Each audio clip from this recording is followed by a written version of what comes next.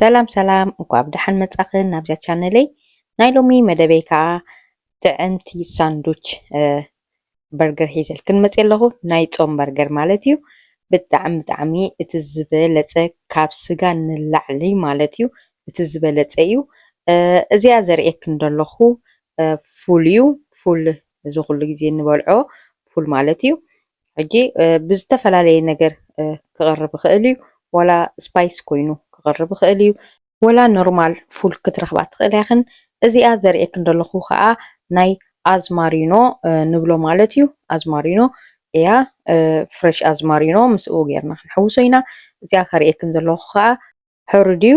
እዚኣ ከዓ ዘርኤክን ዘለኹ ከዓ ስፓይስ ቺሊ እዩ። ከምዚ ናይ በርበረ ማለት እዩ። እዚኣ ከዓ ሮዝመሪን ዝንቁፅ ሮዝመሪን ካልእ ከዓ እዚኣ ከዓ ብላክ ፔፐር እዩ። ጸሊም በርበረ ማለት እዩ። እዚአን ኩለን ዘርኤክን ዘሎ ብሓንሳብ ኢና ነእትዋ። እዚኣ ከዓ ባዝሪካ እያ። ሕጂ ዝተፈላለየ ጌርክን ክሰርሖ ትኽእል ኢኽን ቀመማት ንዓኻትክን ደስ ዝብለክን ማለት እዩ። ኣብዚ ከዓ ባኒ ኣብ ገዛይ ቁርጠይ ሰሪሐ ኣለኹ ንቁርሲ ዝኸውን ማለት እዩ። ናይ ሰንበትና ሎም መዓልቲ ሰንበት እዩ። ብሩኽ ሰንበት ከዓ ይግበረልና። ሕጂ ሓንቲ ሽጉርቲ ተድልየኒ ዕብይ ዝበለት ሽጉርቲ ምስኡ ከዓ ጻዕዳ ሽጉርቲ ዝደለኹንኦ ንዓኻትክን ክትእትወሉ ትኽእላ ኢኽን። ኣነ ሓንቲ ሽጉርቲ ኣድቅቕ ኣቢለ መቲረየ ኣለኹ። ተደልየኽን ብማሽን ጌርክን ክትሃርምኦ ትኽእላ ኢኽን። ኣነ ግን ብኢደይ ደልየ ኣለኹ ሎም መዓልቲ ብኢደይ ገይረ ክሰርሖ ማለት እዩ። ከምዚኣ ዕብይ ዝበለት ሽጉርቲ ተድልየኒ እያ። ከምዚኣ ጌርክን ምተራእየኽን። ሕጂ ከዓ ጻዕዳ ሽጉርቲ ይገብር ኣለኹ ማለት እዩ።